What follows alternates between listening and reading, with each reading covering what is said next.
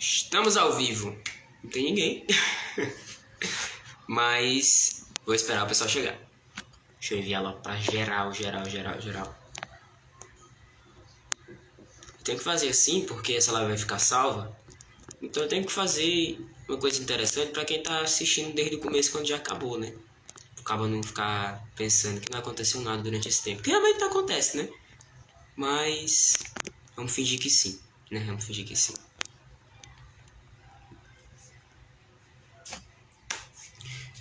Boa noite, muito boa noite para quem tá chegando agora. Já temos aqui E aí, Nicolas? E aí, tudo bem? Para todo mundo que está aqui. Deixa eu dar logo um alô. Já temos aqui o nosso queridíssimo convidado da live, Dentinho GCB, que eu conheço há pouco tempo, mas já considero pacas. Vamos lá. Galera, antes de tudo, dá dando para me ouvir? Tudo tranquilo? Áudio tudo fera? Normal? Acho que deu certo. Tá tudo bem aí? Dá pra Tudo gente bem, tô te ouvindo tranquilo. Tá me ouvindo? Tô sim. Graças ao bom Deus. Antônia tá por aqui também, deixa eu chamar logo ela.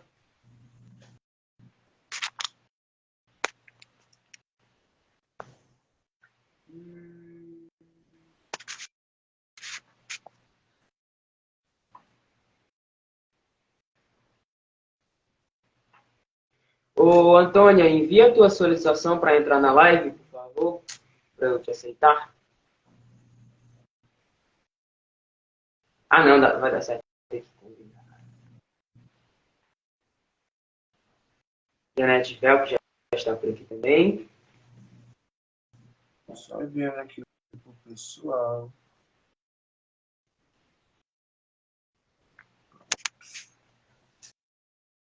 E Vamos, aí, vamos. Dentinho, como é que tu tá? Cara, eu tô bem, sabe? Graças Tava aqui a preparando. Deus. Tanto tempo que eu não lhe vejo, Pois é, nem parece que a gente se viu ontem, né? mas isso aí ninguém precisa ficar sabendo, né? A gente estragou o disfarce, deu spoiler. Já E aí, meu amigo, como chamei a você. Janete aqui, tô só esperando ela aparecer. A Antônia, não tô conseguindo chamar a Antônia, cara. Não sei porquê. Antônia, não estou conseguindo me colocar nessa live. Por favor, me dê um help.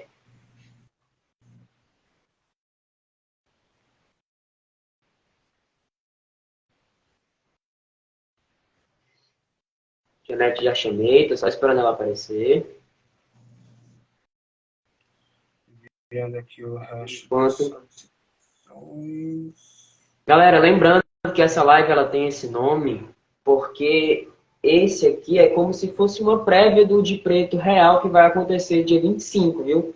Então, ó, marquem aí na agenda de vocês, dia 25 de novembro, nesse mês aqui, tá certo? Nesse mês de novembro, lógico, vai estar acontecendo o Festival de Preto, tá certo? Que é o festival que eu, o Ítalo, juntamente com o resto da liderança dos escritores de Fortal, a gente está organizando, tá certo? Vai ser muito massa, vai ter apresentação, vai ter sarau, vai ter capoeira, vai ter venda de livros, vai ter um monte de coisa. Não é não, Ítalo? Exatamente, viu? Ó, Muito fica obrigado. animado, pessoal. Vai ser muito massa. A gente tá planejando já faz assim, um tempinho, mas eu garanto que vai ser muito massa mesmo. Sim. A gente, na realidade, já tinha começado a pensar nesse projeto antes dos escritores de Fortal, né? Antes de entrar. Era uma coisa que a gente tem vontade de fazer, né? Mas a gente não conseguia por não ter expertise, não ter para falar com o pessoal, porque negócio desse dá trabalho, não sei o quê. Aí a gente se juntou e falou assim, não, vamos fazer acontecer. E aí tá quase tudo encaminhado, graças a Deus. E eu espero que vocês daqui dessa live e mais pessoas consigam prestigiar esse evento no dia que ele for real. Tá certo? Deixa eu... Isso mesmo. Mancho, eu não tô... Antônia não está entrando nessa live. O Instagram não quer que a Antônia entre. Instagram não permite. É. O Instagram tá com preconceito com a Antônia. Porque ela tá Boa aqui, noite, boa mas ela não tá participando, mas ela não está entrando. Antônia, tu não consegue enviar como para solicitar para participar da live, solicitação de participação? Porque eu não estou conseguindo me chamar.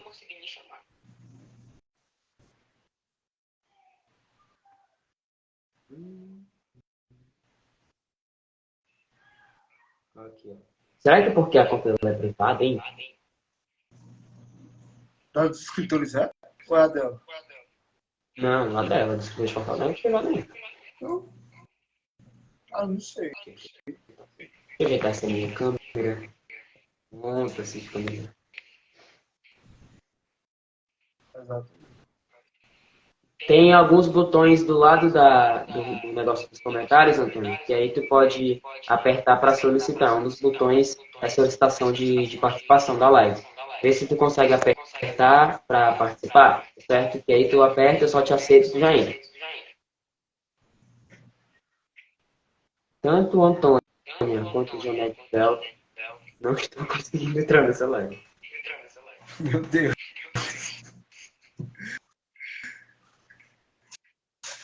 Enfim, gente.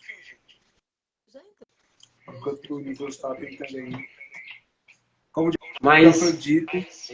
Janete já entrou. Janete, você não tá aparecendo pra gente, não? Tá vendo aí ela, outra? Não. Eu não estou te vendo. Pois é.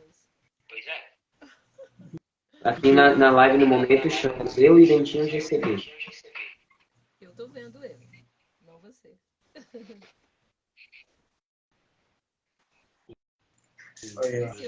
Muito obrigado por ela estar ajudando.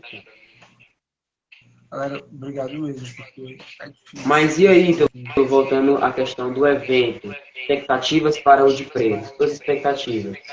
Cara, como era algo que eu já pensava, você já pensava, tá sendo uma expectativa grande, porque agora eu estou começando a pensar um monte de coisas para tentar encaixar nesse evento e já para os outros que estão por vir, relacionados ao de preto, porque tem tudo aquilo que a gente conseguiu agregar a musicalidade, que envolve a capoeira, conseguiu agregar a literatura, que vem a poesia, e a história da galera em si, que vai apresentar no de preto.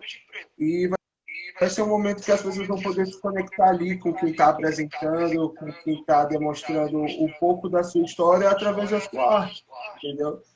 E é legal a gente ter em mente que a gente em si, dentro da favela, consegue proporcionar isso, entendeu?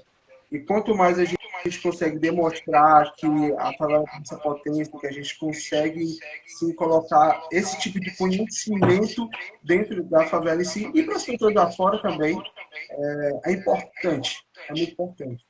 E principalmente para a gente que tem... Desculpa te interromper, mas é porque o Tomás falou aqui que tá vendo todos. Tu tá vendo nós três, Tomás, eu, o Ítalo e a Janete, porque nesse momento aqui, eu tô vendo somente eu e o Ítalo. Eu também. Pois é. Até aqui na hora de chamar, eu tô vendo que entre os organizadores está eu e o Ítalo. Agora a Janete, eu não tô conseguindo colocar ela, não. Por mais que ela tenha dito que já entrou. Pior que nem dá para escutar a voz, sabe? Porque da última vez que teve a live, eu conseguia só te ver, não conseguia ver o Tomás. Porém, o Tomás estava participando. Pois é, porque aí Ela caiu. seria um problema de ligar a câmera, né? Mas não é isso, é porque ela realmente não tá conseguindo entrar. Nem ela, nem a Antônia. A Antônia não aparece aqui para convidar. Não sei o que acontece que eu não consigo chamar a Antônia.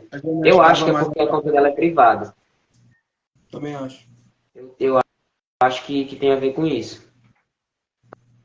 Ó, a Janete estava, mas acabou de cair. Pois é, aí. Eu acho, Ítalo, que essa live terá que ser eu e você. Porque a gente se vê tão pouco, né? A galera deve estar com ódio da gente. A galera deve ter essa impressão. Eu acho que não, mas eu tenho essa impressão dos criadores de portal, que é tipo assim, gerações, entendeu? Antigamente era o David que aparecia, o David com o Wes, com essa galera com essa galera que era primeiro, né? Com o Alan.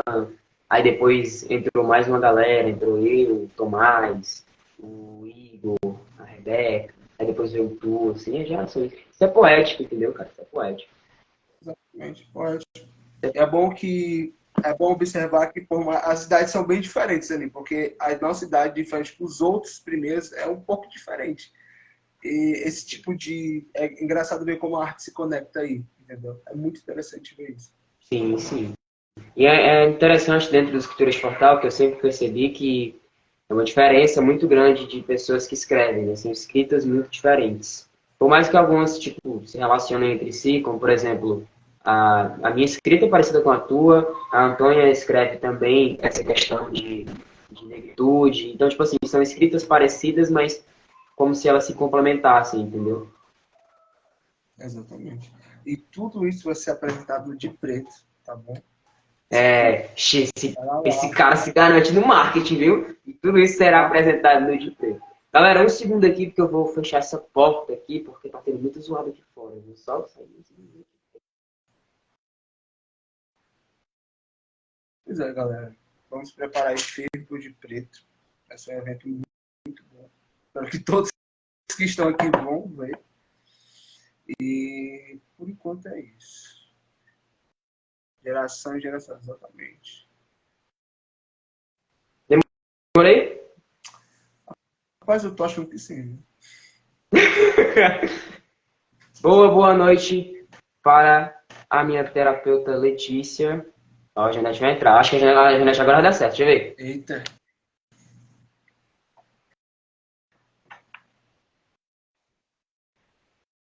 Janete Velk.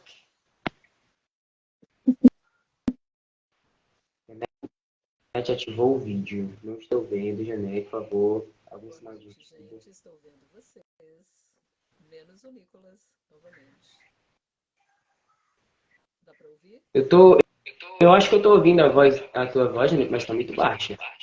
Ah, é? Que estranho, hein? Então, eu não estou vendo você. Aumentar o volume. Eu tô vendo o Dentinho, você não. Ó, tá vendo? Tô ouvindo a voz, mas não tá aparecendo o vídeo aqui. E eu não estou vendo você também, mas estou vendo o Dentinho. E estou te Cara, vai estar muito baixo. Tá baixo mesmo. Oh, meu Deus. Gente, esse Instagram... Melhorou? A voz melhorou. Agora, a sua face nós não estamos vendo.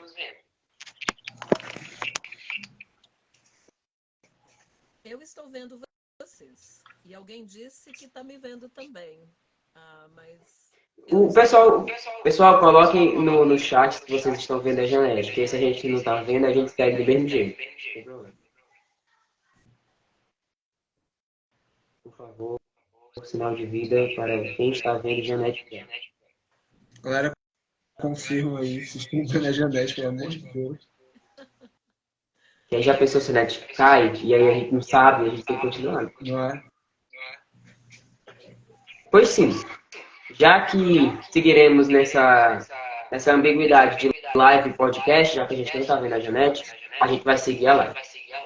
Eu queria, como eu estou conduzindo esse papo aqui, o Ito também vai me ajudar um pouco nisso, mas eu queria primeiro uma apresentação de vocês que estão aí participando da live, né? Começar, lógico, com as pessoas mais experientes, tá certo? Janete, se quiser falar logo primeiro, a gente fica de boa. Ok. Meu nome é Janete Velke. Eu amo arte, participo de alguns grupos artísticos. Não me considero artista, nem poeta, porém eu escrevo de vez em quando. Eu sou freelance. Participo de um blog e também participo da revista Sarau das Artes, que é conduzida pelo meu grande amigo Garcia Manuel, ali do Rio Grande do Norte.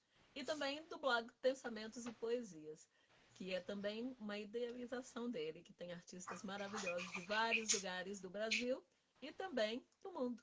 Prazer estar aqui com você, gente. Muito bem. Depois da Janete, eu acho que sobra o meu amigo Dentinho de STB. Beleza. Vamos lá. Galera, sou o Pedro Ítalo. Sou escritor. Pronto. Pois é, galera. Sou escritor, sou capoeirista. Participo dos escritores do Portal.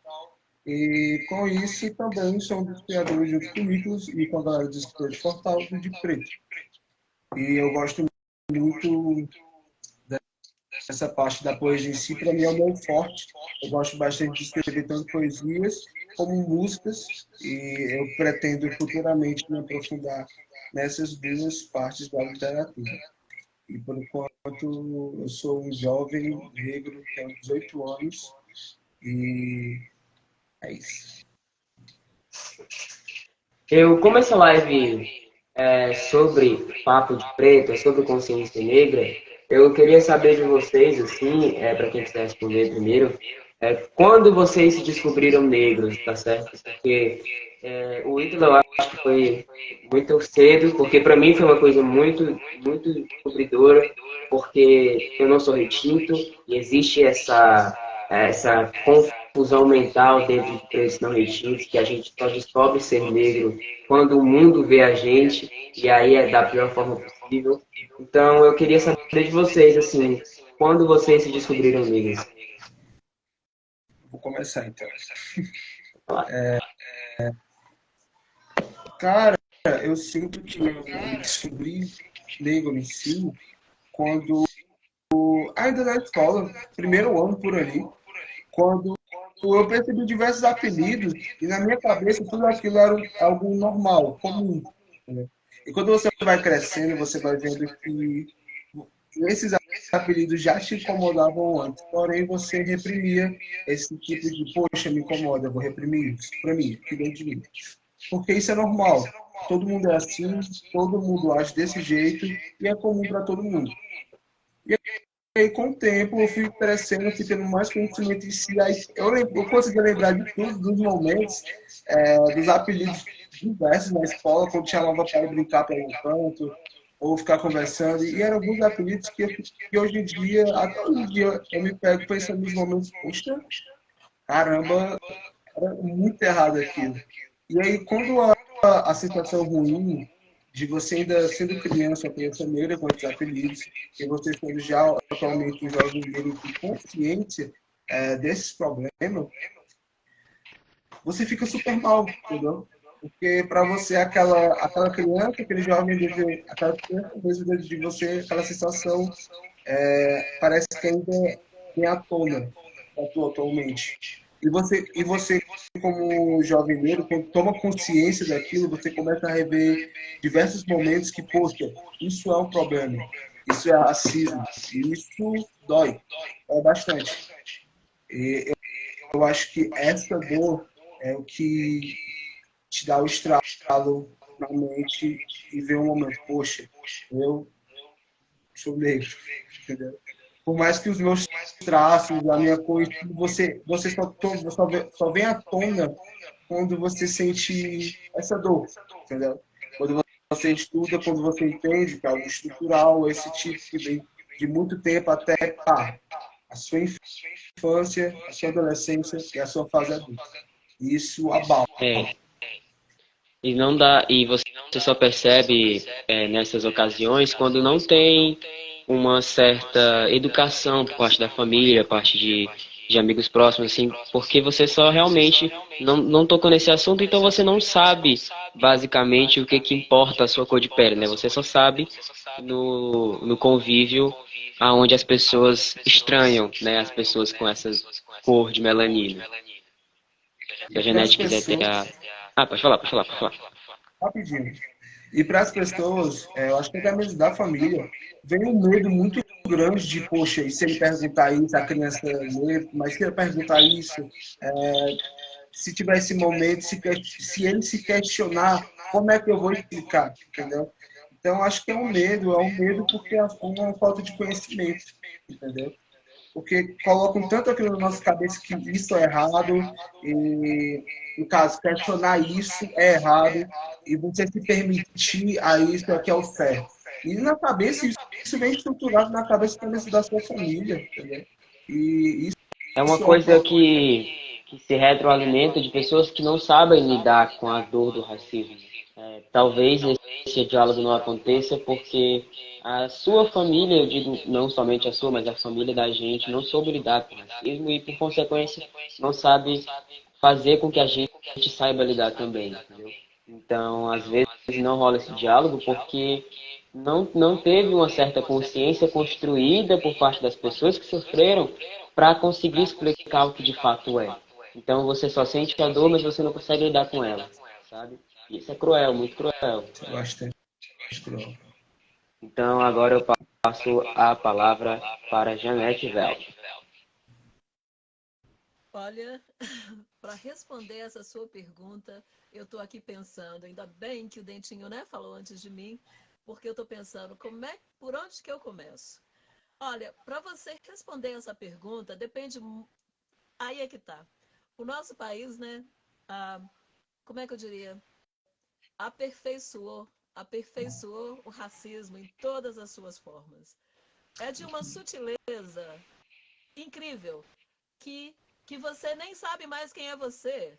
Nós fomos apagados, né? Então, o que passa é o seguinte: até para você ter a consciência, requer que você se veja na sociedade ao seu redor. E o que a gente vê não tem conexão, porque não é de interesse. A nossa identidade é totalmente esfacelada. Então depende muito de vários fatores, de que lugar você vem do país, qual é a sua situação familiar. No meu caso, foi um caso complicadíssimo, que eu te digo, é muito recente para mim essa conscientização da minha negritude. Eu sempre tive uma ideia do que era, mas ao mesmo tempo que você está tentando fazer isso, você está tentando navegar também no mundo que te vê de formas diferentes. Então, eu li recentemente uma coisa muito interessante que me ajudou também a pensar, que é o seguinte: eu nunca, o ser humano, né? Você nunca vê o seu próprio rosto. Então, tudo que eu vejo é só um reflexo. Então, nesse momento, quando eu olho para a tela, eu estou vendo o meu reflexo aí na tela, mas eu nunca me olho de frente, não é?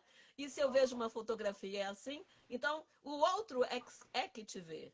Você não é capaz de se ver. Com isso, olha o que acontece. Eu venho de uma família birracial, bicultural, multicultural, multirracial, né? Como todas as nossas famílias brasileiras são. E o que passa é que a minha família é toda branca. Então, se você me perguntar sobre a minha negritude, eu vou te falar: nossa, é complicado, cada caso é um caso. Ah, mas o que eu posso te dizer é o seguinte: para mim tem sido uma experiência que, para eu realmente entrar em contato com isso, eu tive que sair do meu espaço, de uma certa maneira, e ter um afastamento para eu conseguir me ver através dos olhos dos outros. Porque por estar numa família totalmente branca, eu diria que eu fui protegida do, do, da crueldade, do racismo. A crueldade é aquela que bota em risco a sua própria segurança física, né? A sua vida. Ah, porque eu tenho uma mãe branca que, se o menino da rua me xingasse, a minha mãe branca ia lá e ela quebrava, né? E dava um jeito de me proteger. Então, eu diria que eu não teria corrido um risco de vida, principalmente se eu fosse um homem, né? Ah, mas, ao mesmo tempo, eu tive essa consciência de saber daquela estranheza, que é quando você ouve na sua própria família. Aqueles tabus, aquelas coisas que a família, que os nossos pais, os nossos eus preconceituosos não admitem, quer tenha a ver com racismo, com a homofobia, o que quer que seja, é sempre o outro, mas nunca é o de casa. Então, eu era aquela negra, mas ela é de alma branca, viu? Ah, tá entendendo? Essa foi a dinâmica que eu cresci. Negra, não, não pode falar negra. Não, é morena. E aí você vê que nós aperfeiçoamos essa capacidade de ter, por exemplo, eu não sei quantos tons existem entre o branco e o preto, né? Moreno de vários tons que você nem imagina, né? E aí para você ter essa consciência, isso não te ajuda de maneira nenhuma, porque nós não temos referência.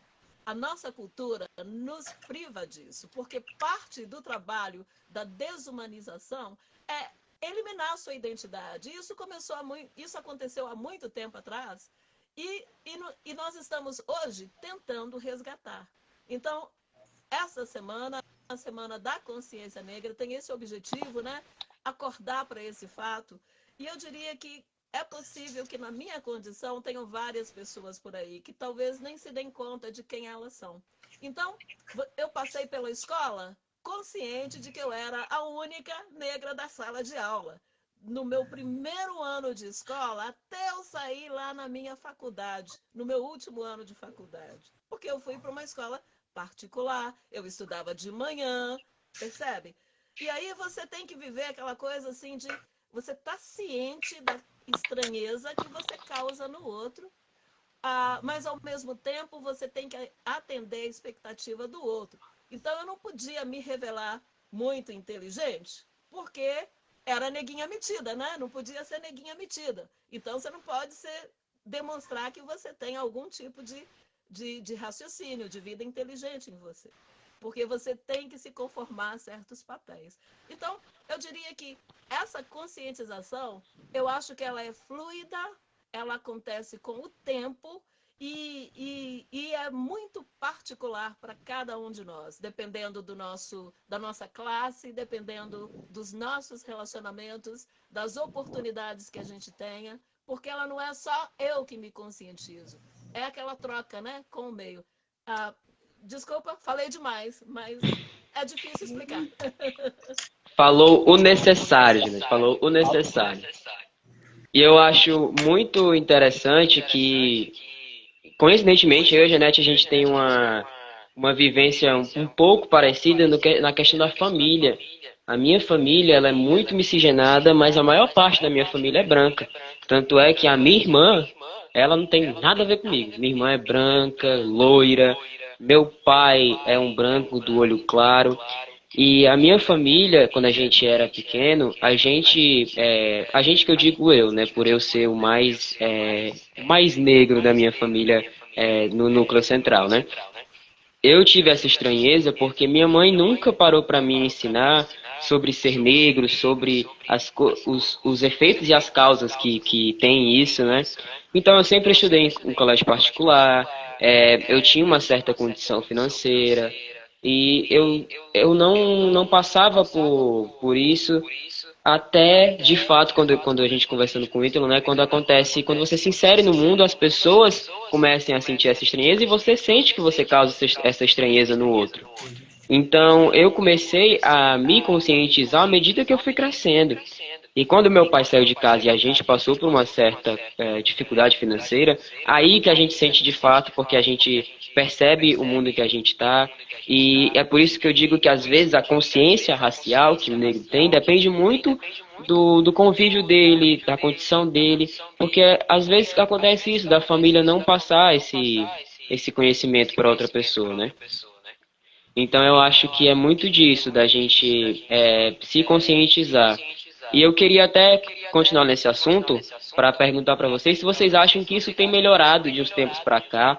A gente sabe que só no Brasil já são 300 anos de escravidão e que existe mais tempo de escravidão do que não dela. Então eu queria saber assim de vocês, se vocês acham que tem melhorado, se não tem, se tem sido uma escala maior de antirracismo. Queria saber da palavra de vocês. Vou começar, Judete. Se a gente quiser falar. Eu posso começar, eu também. Eu não estou aqui para dizer nada, eu só estou conduzindo. Quem decide são vocês dois. Então tá, vou começar aqui. Cara, eu tenho para mim, com base no que eu penso, com base no que eu escuto também, eu penso que no momento que surgem pessoas que conseguem demonstrar, escancarar, olha, o racismo é isso daqui, essa questão racial é isso daqui,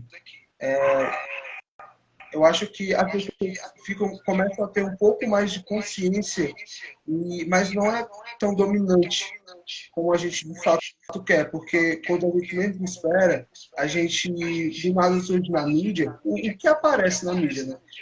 Algumas coisas que estavam escondidas relacionadas a isso, como assassinatos, quando pessoas somem justamente tem o mesmo tom de pele, quando a gente vê uma pessoa do nada sofrendo uma violência policial ou uma violência em um estabelecimento justamente por conta do seu corpo, obviamente. negros em si. E a gente só vê, eu acho que a gente só vê 1% disso. Porque se acontece com aquela pessoa justamente por aquele mesmo problema, e a gente tendo a maior população do Brasil sendo negra em si, a gente só vê uma coisa por aí do dia a dia, porque não aconteceria com outras pessoas.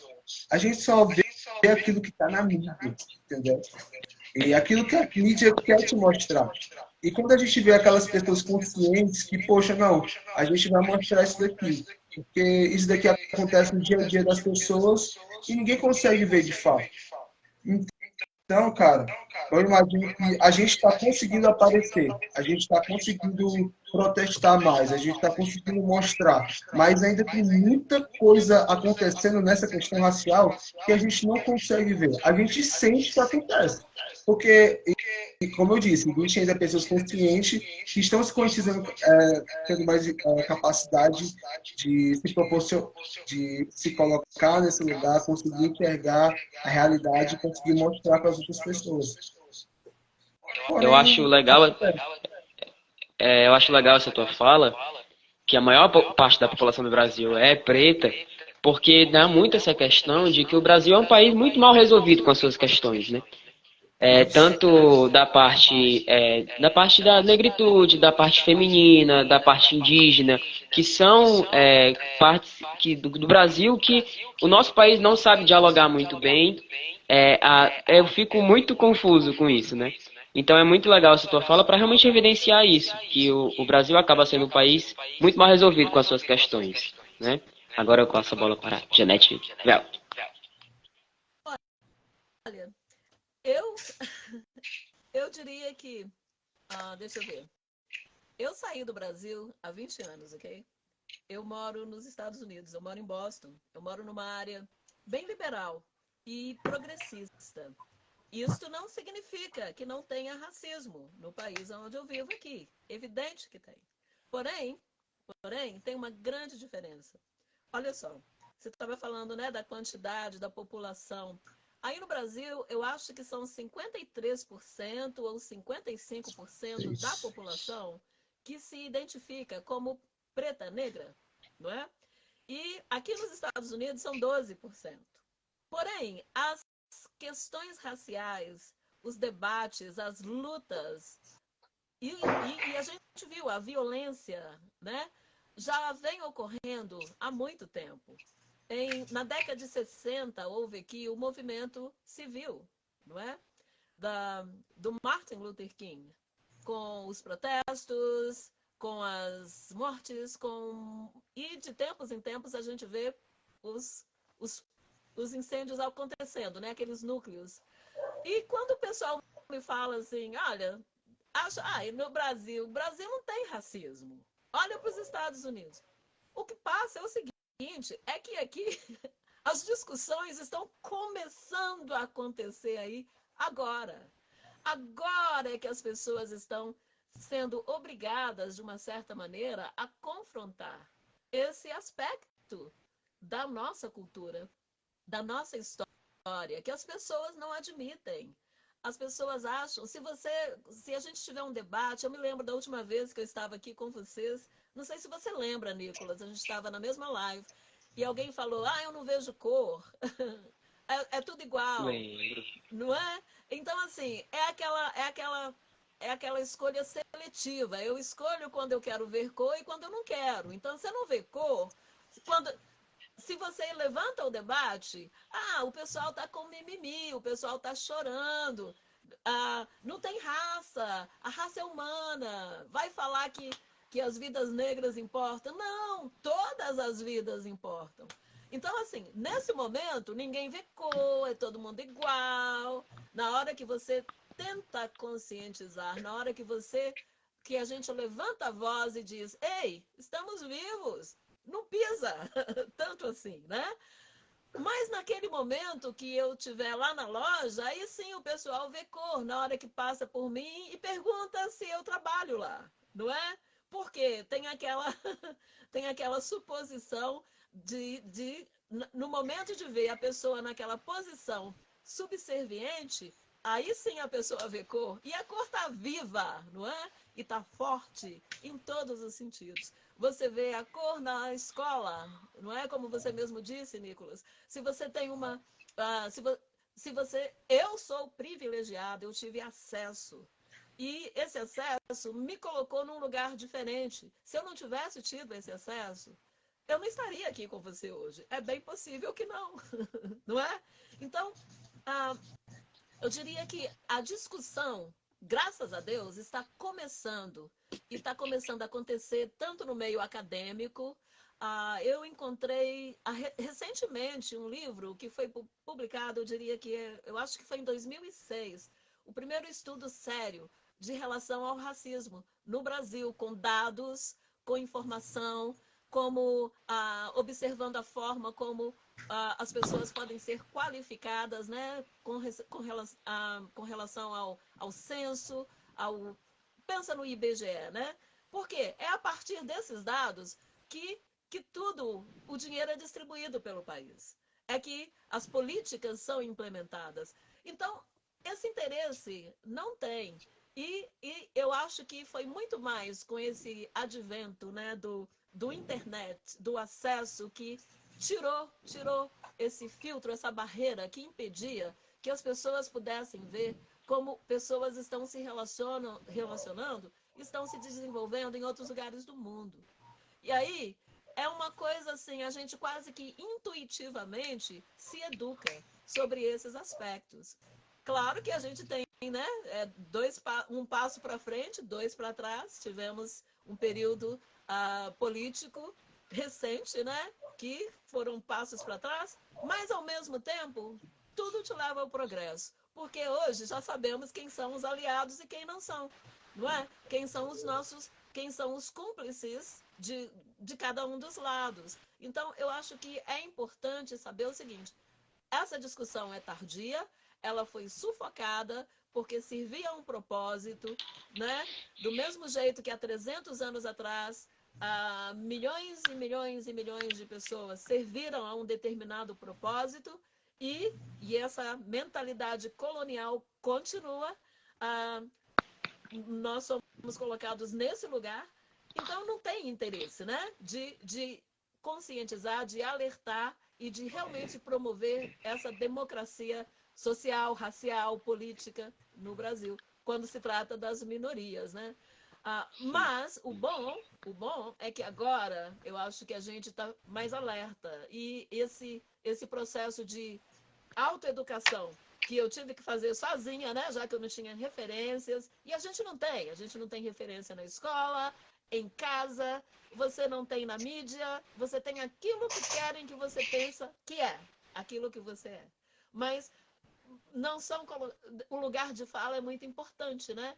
O que é apresentado para a gente não é apresentado de pessoas como nós. Então, agora é que você vê pessoas se destacando de uma certa maneira e trazendo esse debate e fazendo ele ficar mais próximo de nós. Então, é uma coisa boa. Porém, de novo, como eu tenho essas duas perspectivas que eu estou te falando, eu diria que agora a gente está começando a tocar no assunto, né? Agora, no nosso Brasil, a gente está começando a tocar nesse assunto. As pessoas estão se identificando e como pessoas pretas, e isso já é uma grande diferença, né? Então, eu acho que a gente está num bom caminho, finalmente. Com certeza, com certeza. E a internet ela foi muito essencial nessa questão para justamente democratizar esse debate, né? Antigamente a gente era totalmente refém da mídia televisiva e acontece que você não tinha essa representatividade, né? Eu lembro até agora de um momento de um programa da Xuxa em que ela diz que graças a ela agora as pessoas têm representatividade de gaúchos, de loiros, porque as pessoas pensavam que só tinham negros e mulatos no país. E aí, enfim, só para realmente demonstrar que a mídia televisiva, tanto na época quanto hoje em dia, ainda tem esse mal da representatividade, né? Então a internet ajudou muito nessa questão. Me ajudou muito, por exemplo, porque a gente, como a Janete bem disse, não tem referência em casa, não tem referência na sua escola. Então acaba que você, por si mesmo, tem que buscar certas referências, assim, tem que buscar o seu estudo para você se conhecer.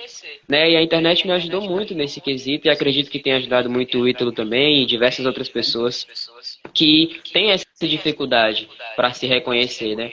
Agora a Janete tocou num ponto muito interessante que é sobre morar fora do Brasil. Eu queria até que ela desse o ponto de vista dela, porque pelo que eu vejo, o que acontece muito entre Estados Unidos e Brasil é o tipo de racismo que acontece, né? Porque no Brasil, eu costumo dizer que o errado não é o cara ser racista, é ele se declarar racista. Ele fala, tipo assim, eu, racista, jamais. Eu só pensei que você trabalhasse aqui, porque, enfim, você tem cara de quem trabalha aqui. Eu só fiquei com medo de você me roubar, porque, enfim, você tem uma certa cara.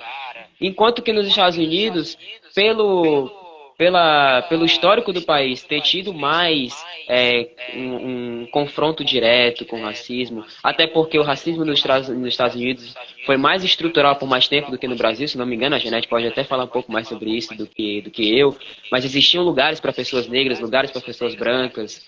Então, o tipo de racismo lá, eu vejo que é muito mais direto do que aqui. Não que seja um mais letal que o outro, porque racismo é racismo, crime é crime, e isso não convém. Mas essa é a diferença que tem entre um país e outro, né? E eu queria que até você desse essa palavrinha pra gente sobre isso, Janete.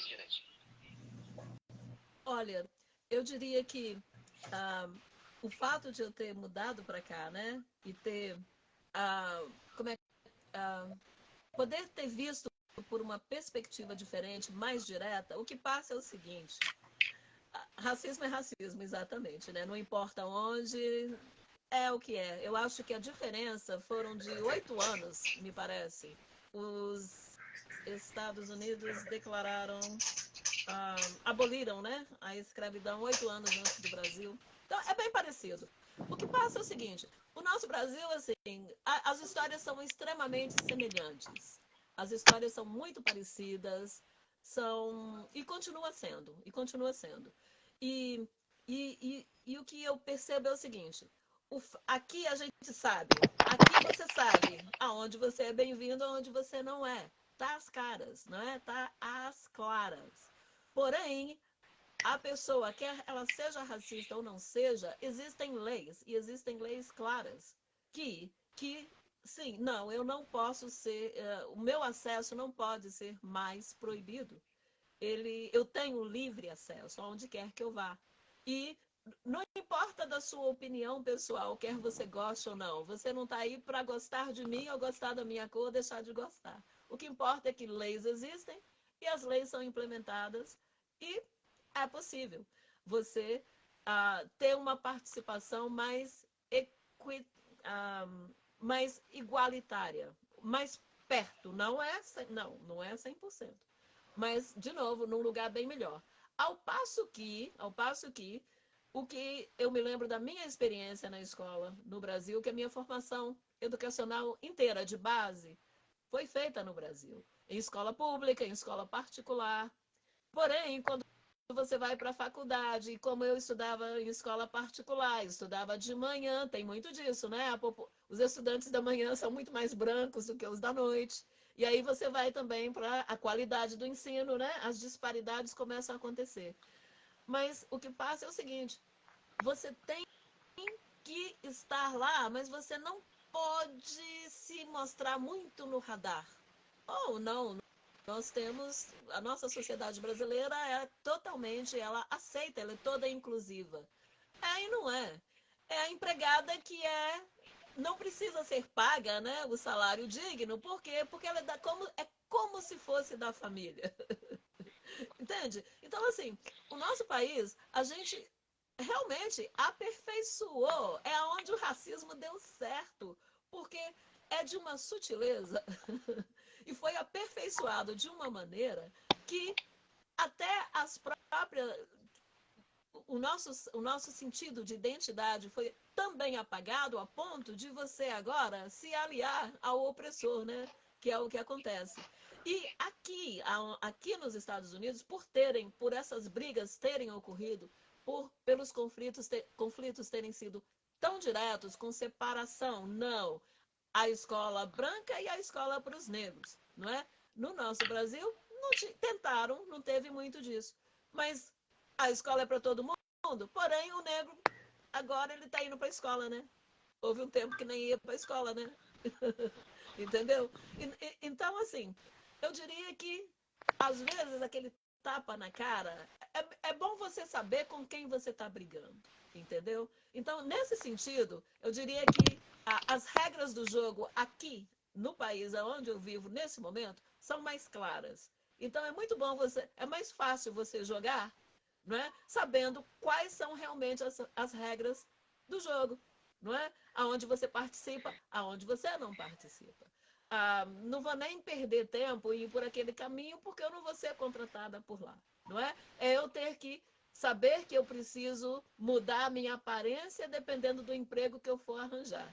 Mudar a minha voz, mudar a forma de falar, a minha postura. Então, são coisas que quando você conhece as regras do jogo, fica mais fácil, é mais justo para você jogar e ter uma chance. No Brasil, as regras não são claras. Elas são muito opacas, né? De forma que você não sabe, parece que é, mas não é. Então você é o tempo inteiro excluído. Então isso aí que você disse. Olha, para uma Xuxa chegar e falar que agora tem representação para o grupo dela, te faz pensar, né? Nossa,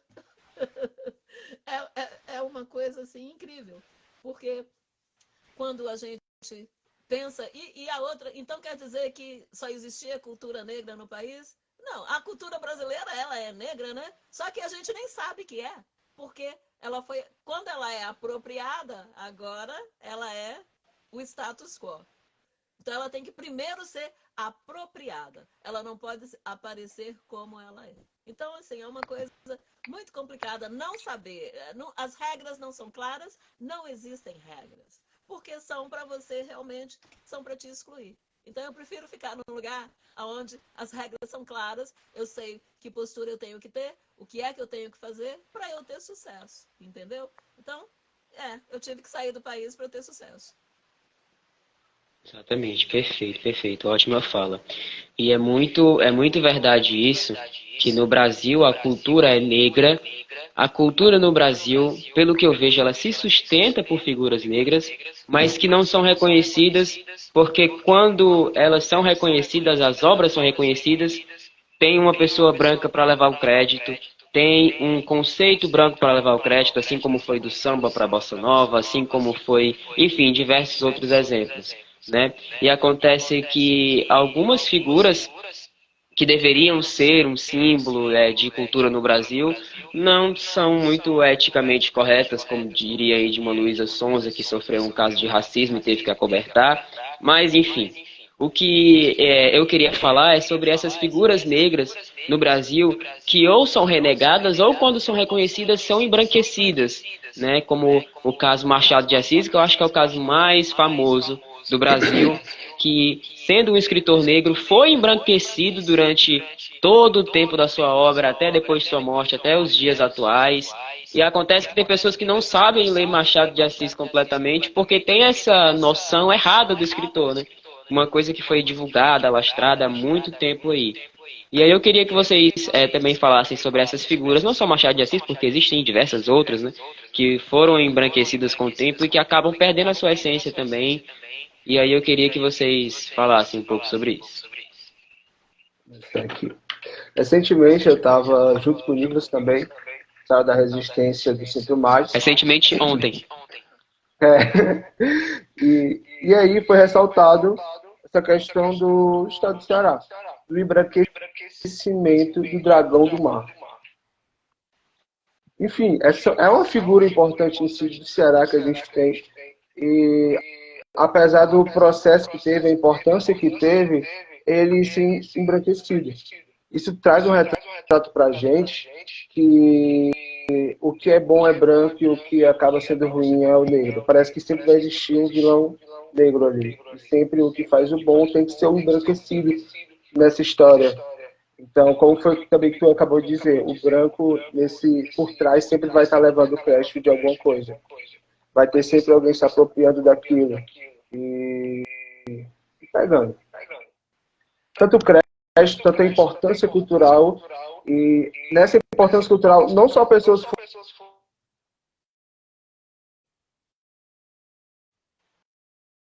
Ih, tu tá caído aí, vai cair da live. Esperar um pouquinho pra ver se ele vai. Se não, Janete, ó, tu já segue na tua.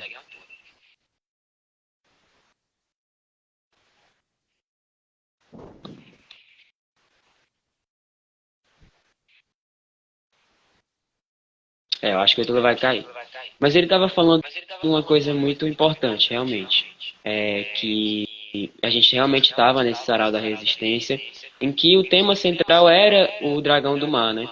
Que foi um dos principais responsáveis pelo Ceará ser um dos primeiros estados a acabar. Se não me engano, foi um dos primeiros, mas posso estar falando alguma besteira.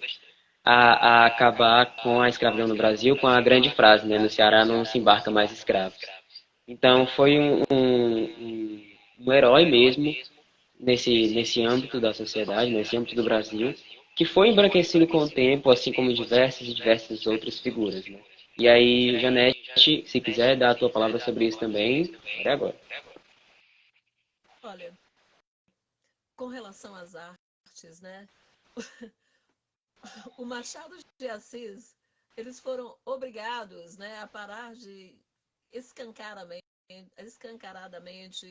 desavergonhadamente embranquecer o cara, quando o pessoal de fora falava assim, principalmente dos Estados Unidos, da Inglaterra, peraí, o cara é negro. Não, aquele negro. Então, quer dizer, tinham que ouvir de fora. Aí, quando é ouvindo de fora, aqui. Porque, lembra que eu te falei? Aqui as regras são claras. Preto é preto. Eu posso não. Mas a conotação é um pouco diferente. Né? De novo, eu sei do que está falando. Ao invés de me chamar de moreninha, né? Moreninha. Então, a, a, a arte, né? Se você parar e pensar, olha, a arte é negra, tanto aqui quanto aí. Se você pensa nas origens do jazz, ou do que quer que seja, do rock, né? Você vê que a arte, a música, de onde vem a musicalidade brasileira, a religiosidade, olha, a gente ainda nem tocou nesse tema, não é? Então, quer dizer, quando você vê isso, a origem, ela é negra. É de lá que veio, é de lá que tem criatividade, porque, de uma certa maneira, as elites não se permitem. Chega um tempo que elas ficam engessadas, né? E é muito difícil abandonar aquele status quo, porque você precisa, né, de olha, pessoalmente, não vai soar muito bem, não, mas eu atribuo um pouco disso àquela consanguinidade, né, que eles gostam de manter, de forma a preservar o dinheiro, né, tudo em família, acabam se relacionando somente naqueles grupos bem homogêneos, né, acabam se casando entre si, né, e aí você vê toda aquela coisa acontecendo. Então, se você não tem elementos que criam, né, como se fossem catalistas, que promovem a inovação, e quando você vê isso acontecendo, você vê dos lugares onde menos se espera. É a música. É a, pensa, o Nordeste brasileiro, onde a cultura negra é a mais expressiva e é a mais visível. Realmente, usando as palavras. É África, não é isso? A herança, né, cultural, a herança religiosa, que está em todos os aspectos da vida e aonde realmente é celebrado, não é? E o pessoal morre de inveja, e aí eles morrem de inveja da cor da sua pele, do seu cabelo. Aí um dia querem usar um turbante que nem você. Esquece que há um tempo atrás, né, era coisa de macumbeiro, mas agora não, agora é chique, né? E todo mundo tem. Então, você vê que ah, o embranquecimento acontece porque tem que ter essa apropriação. É como se fosse assim, olha, nós somos os autores e são quem se privilegia. Se você fala em Carolina Maria de Jesus, não é? Aquela escritora favelada, né, que relatava a vida dela, analfabeta praticamente, né? Semi-analfabeta, E você vê assim, por onde anda a Carolina Maria de Jesus, que eu nunca ouvi falar. E olha que eu tenho que te dizer, eu devoro livros, eu me eduquei sozinha, de uma certa maneira, na escola, mas o meu refúgio era estudar, né? Já que eu vivia num lugar que vivia num limbo, sem conexão social e identidade. E eu me descobria nas minhas leituras.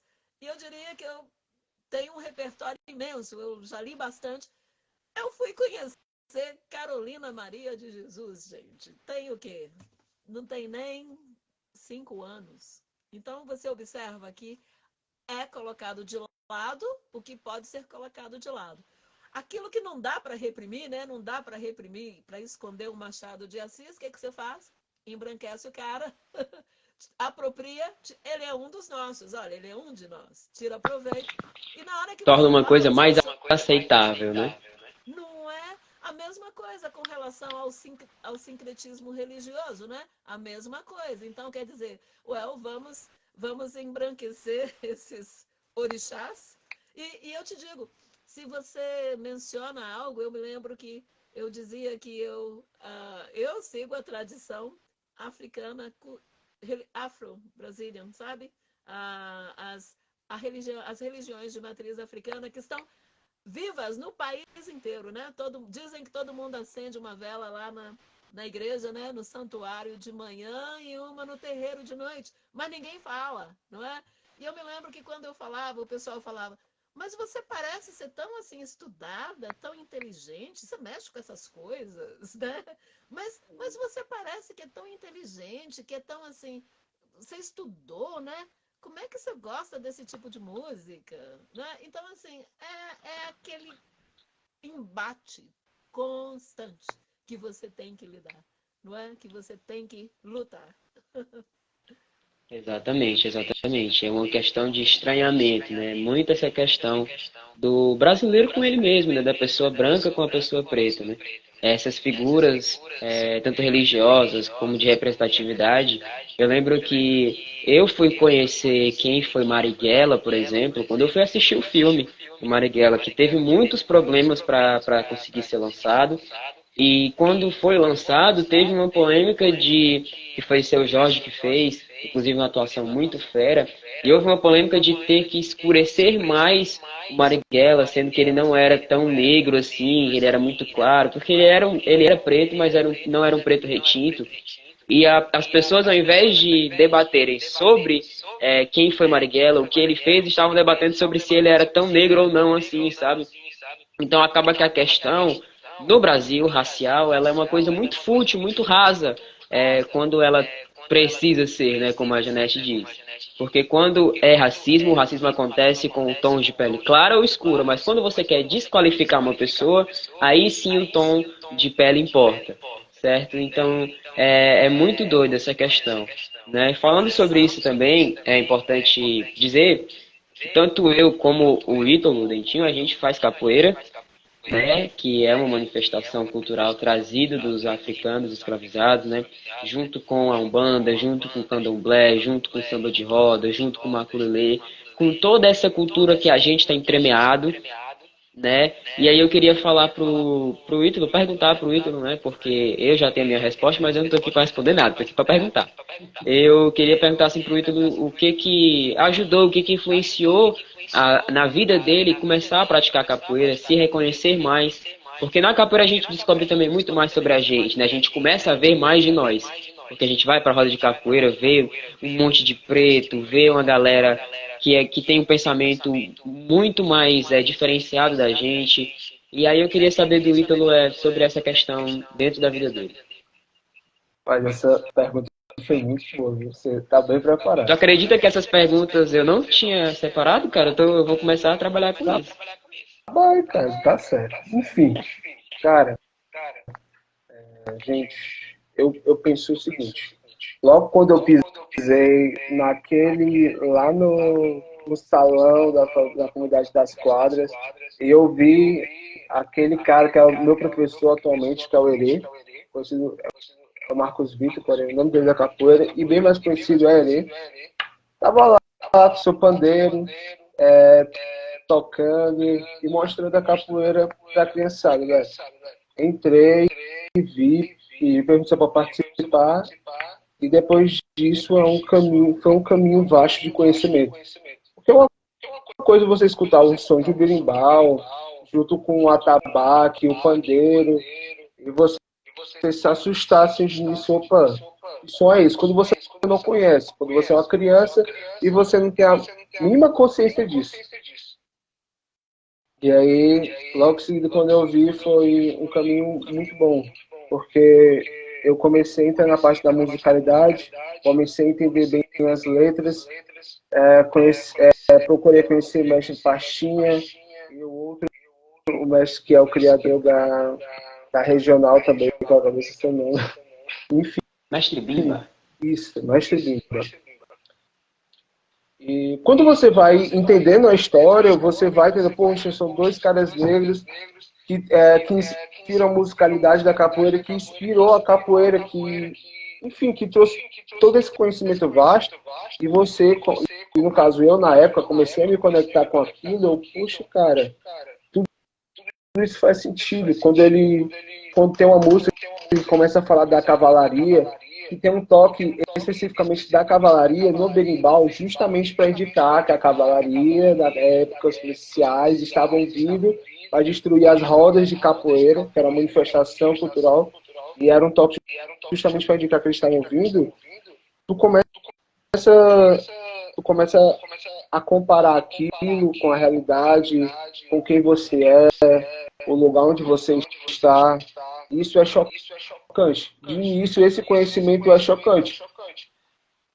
E quando você vai crescendo na capoeira em si, só concluindo, quando você vai crescendo na capoeira e você consegue se enxergar nas músicas, você começa a se sentir bem nas rodas de capoeira.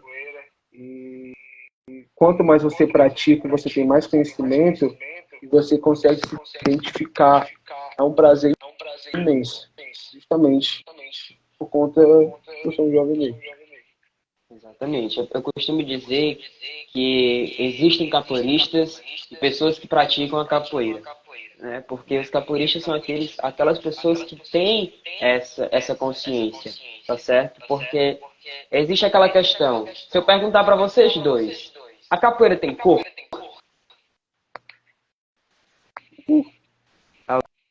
Alguém pode me responder? Acho que tu pode especificar mais essa pergunta. Não somente a capoeira. Eu falo a capoeira por ser o papo que a gente está falando aqui agora.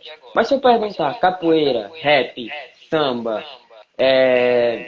a umbanda, o candomblé, essas manifestações culturais, elas têm cor? Sim, Tá bom, elas têm cor. Do mesmo jeito que quem está vendo aqui, a gente aqui agora na tela, não vem com a história de que não está vendo cor. Não tem ninguém daltônico aqui, tem? Então, sim, tem cor. Porque com a cor vem a herança, vem a cultura, vem uma história inteira de um povo. Se você ignorar a cor, você está ignorando quem eu sou. Se você descartar o aspecto, a cor, você está descartando quem eu sou. A cor é parte da minha identidade. A cor, ela é uma manifestação cultural. As pessoas dizem, a raça humana, é a raça humana, eu não vejo cor. O nosso debate aqui não é biológico, a gente não está falando de biologia, a gente não está falando de fisiologia. Raça é uma construção social e política. Cor é uma construção social, política, cultural. Tudo o que o ser humano criou, tudo o que nós vivemos, tudo que é considerado civilização, quer ela seja colombiana ou pré-colombiana, não importa. Civilização é quando o ser humano, pela primeira vez, não é isso? Se interagiu, uniu forças, é quando a linguagem surgiu no mundo. Tudo é uma manifestação cultural, social, política, e a cor é parte dela. Capoeira tem cor, sim, capoeira é negra. O samba é negro, não é? Tem japonês no samba. Por que falam isso no Brasil? Tem um branco no samba. Às vezes eles mesmos se traem, né? Dependendo das falas que usam. Então, sim, tem cor. E essa cor, ela tem que ser destacada, porque ela não pode ser ser usada a bel prazer do outro grupo. Você estava falando, você me perguntou da experiência, né, de estar em 2 países. O Barack Obama, o primeiro presidente preto americano, ele foi acusado de não ser preto o suficiente para certos grupos e de não ser branco o suficiente para outros. E é isso que a gente lida. Então, quer dizer, você não vê cor, mas tem momentos que eu não sou preta o suficiente e tem momentos que eu não sou branca o suficiente. Não, você tem que ver, porque é parte da minha identidade. Se você não está vendo a minha cor, você não está me vendo. Exatamente. Acaba que essas manifestações culturais, como eu disse, como a maior parte das coisas do Brasil, para algumas pessoas fica uma coisa muito rasa, né? Fica uma coisa muito fútil, como eu tenho essa experiência, juntamente com o Ítalo, de pessoas dentro da capoeira acreditarem em coisas, em certas ideologias e opiniões que não batem essencialmente com a história da capoeira. Tá certo?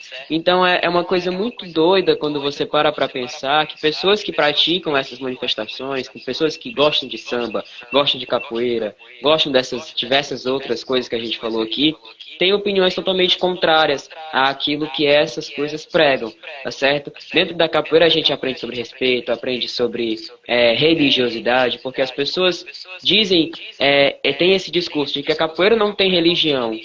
Essencialmente, naturalmente, a capoeira em si não tem religião, mas seria uma coisa muito desleal você tirar da capoeira esse braço africano que existe, né?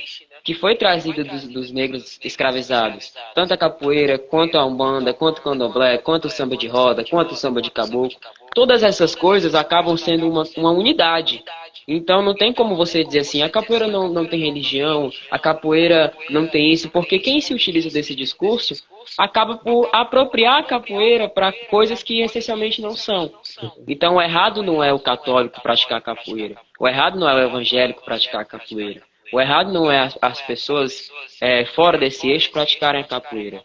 E eu digo capoeira, mas isso se enquadra em tudo, em tudo. Como eu disse uma vez, um cara que eu esqueci o nome dele, mas a gira é rodando, a roda de capoeira é rodando, tudo nosso é sobre circularidade.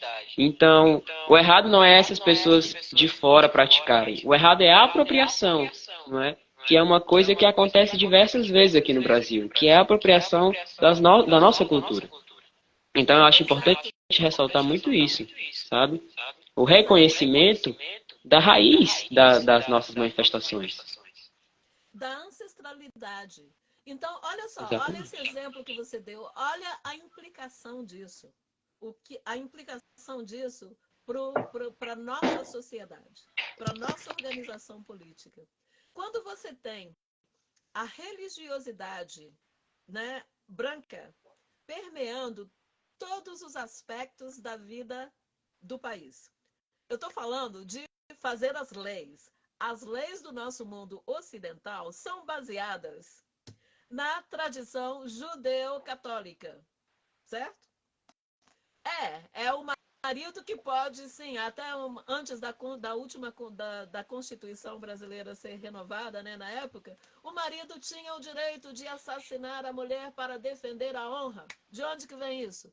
Vem da tradição da religiosidade branca, né? Aquela judeu-católica. Perfeito. Então, quer dizer, essa religiosidade ela pode permear a vida do país. Eu estou falando de leis, como as nossas leis são feitas. As discriminações que são feitas baseadas no livro, né? Baseadas tá vindo de uma fonte religiosa.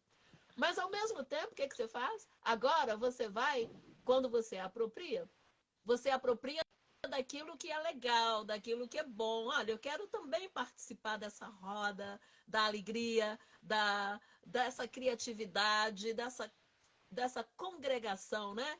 Que a capoeira proporciona, dessa identidade, dessa família, dessa sensação tão boa que eu observando de fora, eu quero ser parte dela, mas certas partes, mas olha, mas eu não quero tudo dela, ok? Então, eu vou cantar sim, eu vou cantar as músicas que vão estar falando dos orixás, não é? Mas eu não quero saber deles. Eu vou para o meu Réveillon, né? Lá, vou me vestir de branco e vou para a praia e vou fazer o que eu tenho que fazer, mas não, eu quero só um aspecto, eu quero só aquele que eu gostaria de usar, porque eu não quero me dar o trabalho de ver que essa ancestralidade é parte da história, de uma história que, infelizmente, quem está perdendo, né, é o pessoal que não quer integrar. Então, eu diria que, contudo, nós estamos super bem integrados, de uma certa maneira, porque a gente está bebendo de todas essas fontes, né? Quer seja diretamente ou indiretamente, através da arte popular, através da capoeira, que agora é arte popular, não é isso? É tradição, é ancestralidade, é formas que nós temos para trazer aqueles aspectos que estão faltando para reconstituir a nossa identidade, a nossa experiência. Então, quer dizer, por caminhos tortuosos, quer seja bem ou mal, eu diria que a gente está num lugar melhor, entendeu? Sofrido, dolorido, cruel, perigoso, porque pode ser fatal, né, em certos momentos, mas a gente tem acesso ilimitado. Então agora a gente pode buscar esse acesso. A gente pode ir atrás do que está por trás daquela música de capoeira, igual você falou, o que é a gira, não é? Qual é a razão da cor da roupa ou do colar que você está usando. Perfeito, né? Olha lá, as faixinhas de Kung Fu. Todo mundo tem as faixinhas de cores diferentes e todo mundo sabe a simbologia, mas né, é ancestral e é branquinha. Esse a gente adapta. Mas as guias, né? Deixa as guias para lá. Gosta do som do atabaque, né? Mas não quer participar, não quer saber o que está por trás, antes de você ser um ogã ou o que quer que seja. Então, olha, é complicado, mas de novo, eu fico super feliz das discussões estarem começando, entendeu? Gosto. Sim, exatamente. E é uma questão... Coisa para dar uma ressaltada. Rapidinho. Pode falar. Beleza. Que eu tinha comentado, eu lembrei de uma parte de uma música que diz bem assim, eles preferem ver uma criança com um boneco do Thor, mas se assustaria se tivesse com um boneco de orixá. Então, é como se tu muitas vezes soubesse muito mais da cultura afora e tu se assustasse com o que tu tem dentro, aqui, de onde tu vive. Entendeu? Então, essa é a realidade. Eu sinto que essa é a realidade da situação do Brasil em si, muitas vezes. Você se assusta com o que tem dentro, com o que é seu, mas o que é fora é esbelto, é bonito, é fino. Isso acontece muito pela questão do imperialismo cultural, né? A Janete também pode falar mais sobre isso por estar dentro dos Estados Unidos, mas essa questão é muito verdadeira de você reconhecer mais valor no que é de fora do que de dentro, porque as pessoas falam que o Brasil tem muito essa síndrome de vira-lata, né? De apreciar mais o que é de fora do que de dentro. E isso acaba por ser muito verdade por parte de algumas pessoas, por causa disso, né? De você não reconhecer o valor das suas coisas daqui, de dentro do seu país, e quando não reconhece, você demoniza. Então, você não vê valor dentro de orixá e começa a atribuir coisas ruins a ele, como, por exemplo, o Exu é o diabo. Isso a gente consegue ver muito bem, muito claramente, aqui no estado de Ceará, em Fortaleza, mais especificamente, que se eu não me engano, foi uma moça que fez uma pichação, não era pichação, mas era um grafite escrito Exu te ama, lá no Dragão do Mar. Isso, por si só, essa pequena frase fez uma comoção gigantesca de pessoas dizendo não pode, isso aí não tem por que estar aí, a gente tem que valorizar o que é de Deus, como a Janete diz, o limpinho, né? Então, ou seja, no final do ano é muito legal a gente se vestir de branco e celebrar e pular as 7 ondinhas e usar roupas que combinem com o que a gente quer, né? O amarelo é o dinheiro, o não sei o que é, não sei o que lá. Mas a gente olhar para as nossas coisas e ver o que tem de valor ali, aí eu já não consigo fazer. Aí já é muito difícil para mim reconhecer que aquilo é meu, no sentido de que é formado por brasileiros, é uma identidade cultural, isso eu não consigo ver. Agora, a figura de um Jesus branco, de um Deus que não se identifica com a minha pessoa, isso aí eu consigo. Isso aí é muito mais fácil para mim. Então, tudo isso junto. É esse imperialismo cultural de você se acostumar a ver mais coisas de fora do que ver coisas nacionais. É você demonizar aquilo que é diferente para você. É você não reconhecer o que é do seu país. É tudo isso junto. Tanto é que era o que eu ia falar, é que a coisa vai muito além, às vezes, Janete, isso aí da capoeira eu posso falar.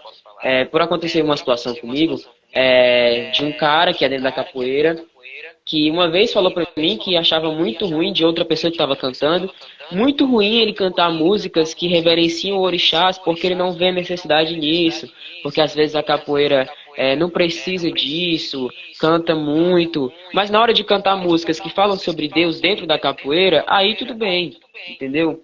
Então a coisa aqui, de novo, não é o errado você gostar de Jesus, não é o errado você ter outra religião.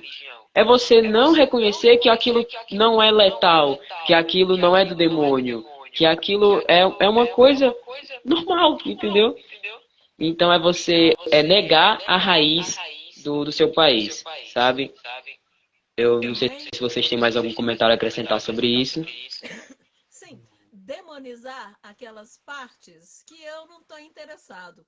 Olha, o que passa é o seguinte: a nossa sociedade brasileira é outra coisa, né? Que por estar fora, a percepção que se tem é de um povo muito inculto, sabe? Muito desinformado, muito individualista, contrário àquilo que a gente acha que é. Porque uma coisa é o que você acha que é, né? Outra coisa é como você é percebido, como você é visto. E a gente é percebido através das nossas ações. E, infelizmente, o povo brasileiro é percebido como muito inculto, tanto na Europa quanto nos Estados Unidos, como sem informação, individualista, que não tem acesso à própria história e que não está interessado. E muito. Eu sou de Minas Gerais, certo? Você observa isso dentro do próprio Brasil, né? Meu estado é altamente. A mentalidade ainda muito colonial, entendeu? Então, tanto é que quando eu encontro pessoas, porque eu te falei, eu me relaciono muito mais com pessoas brancas do que pretas, porque não é parte da minha roda. Eu não cresci nesse mundo, né? Então eu não tenho tantos contatos assim. Então, quando as pessoas se interessam por saber quem é essa pessoa que está falando, ela deve ser da Bahia ou ela é do Rio. É o que falam de mim. Ah, ela é da Bahia, você é da Bahia ou do Rio, né? E eu tenho pessoas com quem eu trabalho há mais de 20 anos, certo? E que, nossa, mas eu sempre achei que você fosse da Bahia, sempre achei que você fosse do Rio. Por quê? Porque pessoas como eu, no estado de onde eu venho, elas não têm essa voz que eu tenho.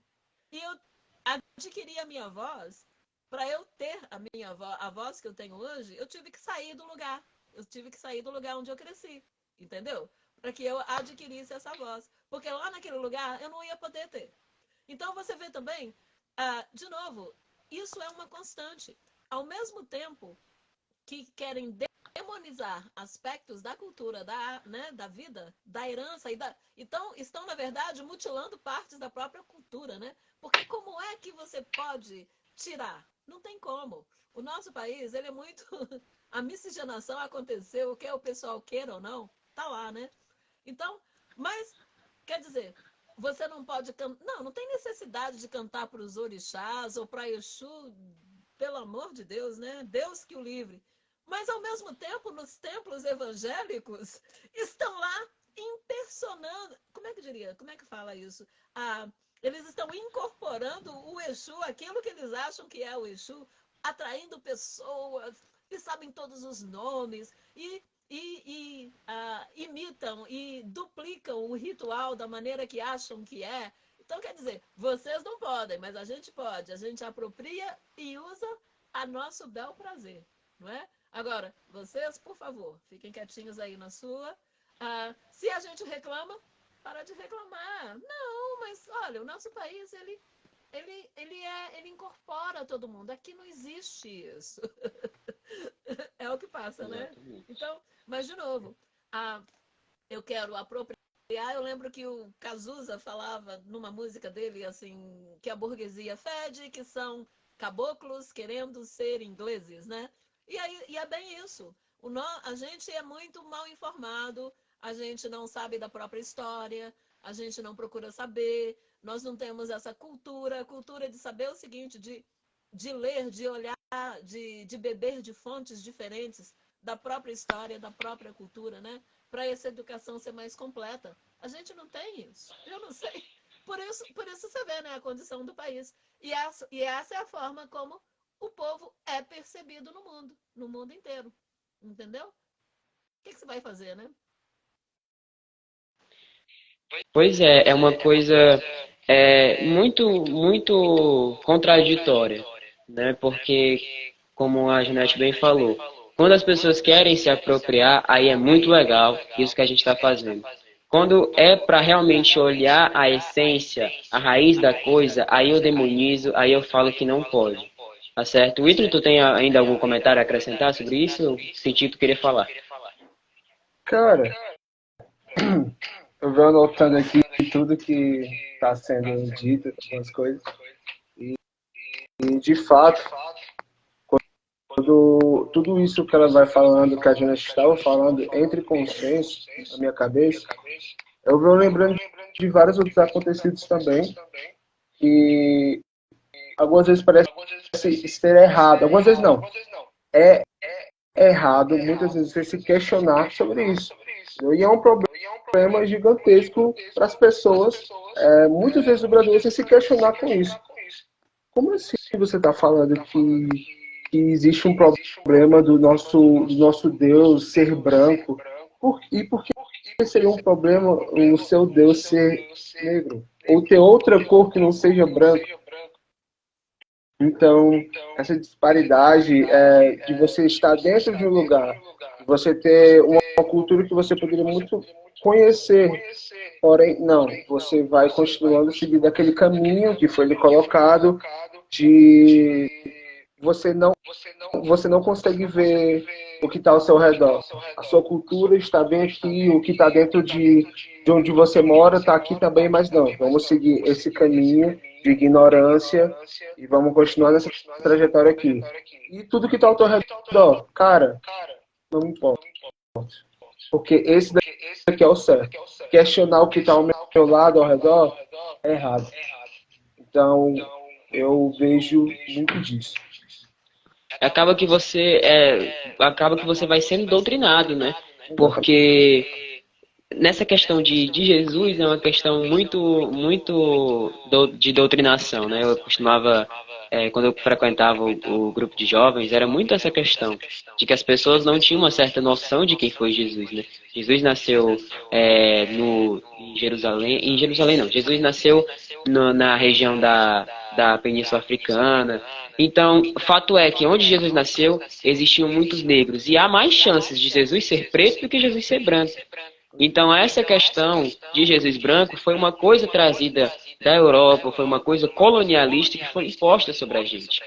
Então, quando você não tem essa noção, esse senso crítico, você acaba sendo doutrinado, você acaba tendo uma lavagem cerebral, que às vezes não é intencional da pessoa que está lhe conduzindo para essa doutrinação, mas que isso acontece porque já está tão entremeado, já está tão estrutural, que as pessoas nem pensam sobre isso, entendeu? É triste a gente perceber que as pessoas não querem por causa da doutrina. Mas as pessoas muitas vezes não se importam com aquilo, sabe? E Escolhem ser doutrinadas por achar que aquilo que é diferente delas é o errado, é do demônio, né? eu vou sempre bater na mesma tecla. Quando você questiona, quando você aponta o dedo e fala, epa, aquele está errado. Não é bem assim. Isso talvez ele não seja esse apoio, tem essa tanta porcentagem aqui, e você vai dando a explicação para essa pessoa, mas a pessoa, não. Isso é errado que você está falando. Esse questionamento é errado. Mas não é errado. Exatamente. E olha Ó, só, sem pode falar, causar gente. muita. Eu não quero causar controvérsia, eu só vou usar esse exemplo porque ele encaixa perfeitamente nisso que a gente está falando, nesse contexto dessa seletividade, entendeu? Da falta de conhecimento, de ser capaz de observar, de reler, olhar para trás, aprender a própria história de maneira global, não é? Essa perspectiva holística global da nossa história não existe. Então, as pessoas, por isso que a educação é tão importante, né? Para você conseguir ver os acontecimentos, colocar em contexto, no contexto do que está acontecendo no mundo num certo momento. Então, nesse sentido, nós não temos isso, né? Então, eu vou usar um exemplo aqui, porque é o que está acontecendo nesse momento. Você estava falando de Jesus, todo mundo esquece que Jesus Cristo era palestino. Olha aí, não estou querendo entrar nessa seara, entendeu? Mas observa, é um outro exemplo. Então, olha, você vê as pessoas tomando partido de causas que não estão totalmente cientes do que passa. Então, quando você vê um determinado grupo, segmento da população, dizendo que você tem que tomar partido de determinado lado, e desumaniza todo um outro lado, esquece, e invocando a religião, né, em nome disso, a Terra Santa, esquece que o próprio Jesus Cristo era palestino. Então, olha só, é só um exemplo, né, do que essa falta de conhecimento gera, essa falta de novo, o nosso país nunca investiu em educação, né? Precisa investir, porque senão a gente não tem como ir para frente, entendeu? Senão essa seletividade continua, você pegando aquilo que serve para sua causa, sem saber que está sendo manipulado por outros, né? Que ninguém aí, a gente não é senhor do próprio destino. Você está sempre lutando contra essa estrutura, né? A instituição. A gente é parte de uma instituição. Então você tem que saber. Você tem que saber quais são as ideologias. Olha, você tem que saber qual que é que você está seguindo. Que não tem como não seguir nenhuma. Não é? Não dá para ficar em cima do muro. Então você tem que saber o que está rolando para você não ser somente guiado, né? Eu acho que esse é o grande nó da questão e que envolve e engloba absolutamente tudo. Então, olha, conhecimento é poder, não é? Então a gente precisa encontrar formas de se conhecer melhor, de conhecer as nossas origens. Exato. Ótima fala, ótima fala. Porque às vezes as pessoas ou são desonestas mesmo, desonestas intelectuais, ou as pessoas simplesmente não sabem, né? Não sabem. E acabam por defender coisas que nem elas acreditam, né? Essa questão de Jesus ser palestino é muito isso, né? Porque você defende uma causa que você mesmo não conhece, né? Porque você defende, por que você defende isso? Porque você já foi tão doutrinado a tal ponto que você começa a levar aquilo como verdade, tá certo? Então é uma coisa muito doida, assim, muito boa a fala de vocês. Já são quase 9 horas, faltam 3 minutos aqui no meu horário do Ceará, Fortaleza de Brasília. Então, que é diferente do horário no United States, que se encontra Janete Velk, 7 horas mas aqui. aí tá mais cedo. Então, só para dizer que a live já está se encaminhando para o final. Eu só quero o recado final de vocês, se vocês têm algum recado, alguma mensagem para dar, né? Porque a gente já foi muito bom o papo, mas se a gente não terminar agora, a gente não para mais, vai até amanhã, então tem que ter algum horário para terminar. Então, eu queria saber de vocês, se vocês têm algum recado para dar, alguma mensagem, alguma coisa que precisa ser dita. A hora é agora. Inclusive, meu celular está com seus famosos 1%. E eu vou aproveitar esse tempo aqui. Pessoal, esses momentos são incríveis. E eu espero. E eu vou também lutar para proporcionar isso. Que esses momentos não só aconteçam nesse mês. Porque é muito propriamente ver. Parece que a consciência bate todo dia na porta, mas tu só vai abrir essa porta nesse mês em si. Então, só para avisar que discutem mais isso, não tem nada de errado questionar. E esses momentos eu sinto que as coisas podem mudar e se evoluir. Segunda coisa é que, mais uma vez, dia 25, sábado, será o evento de preto. Ia Nosso falar primeiro isso. evento que a gente está proporcionando ali, que está cada vez se evoluindo. E sábado será o dia perfeito, porque irá ocorrer esse evento. Janete? Olha, tudo que eu tenho para dizer é o seguinte: eu morro de inveja, eu adoraria estar no lugar de vocês. Olha só, O bom é que tem pessoas novas como vocês, engajados, conscientes, usando, não é? Tirando proveito do que está disponível. Não que tenha alguém te dando e mostrando o caminho, mas o fato de que a informação existe, vai atrás. Se eu tivesse tido essa oportunidade há décadas atrás, eu estaria num lugar bem melhor, entendeu? Mas, de novo, e eu uso a minha experiência, a minha fala, o que quer que seja, do meu lugar, se for preciso, para ajudar a trazer essa conscientização. E eu agradeço a oportunidade, agradeço ao David, por ter me chamado, por você. Muito obrigada. Muito obrigada pela oportunidade mesmo. A gente que agradece aqui a sua participação, agregou muito para a live de hoje, me ensinou muita coisa, acredito que tenha ensinado o Ítalo e o resto do pessoal que tem assistido muita coisa também, porque é uma ótica diferente do que a gente está acostumado, né? E o diferente pode ser muito legal, é muito proveitoso, né? Que é justamente o que a gente está pregando aqui dentro dessa live, que o diferente nem sempre é ruim, né? Na maioria das vezes eu diria não é ruim. Então, eu acredito que seja isso. Os meus últimos recados da minha parte é sobre o Festival de Preto também, que vai acontecer dia 25, né? Eu e o Ítalo, juntamente com o resto da liderança da Escritura de Portal, estamos organizando aí esse evento às 15 horas da tarde, né? Vai ser aqui na comunidade onde eu moro, na comunidade das Quadras, Favela das Quadras. Então, é isso. De novo, muito obrigado por você ter participado, Janete, você e o Ítalo. E até a próxima oportunidade, tá certo? Obrigada. Tchau, Boa noite. tchau.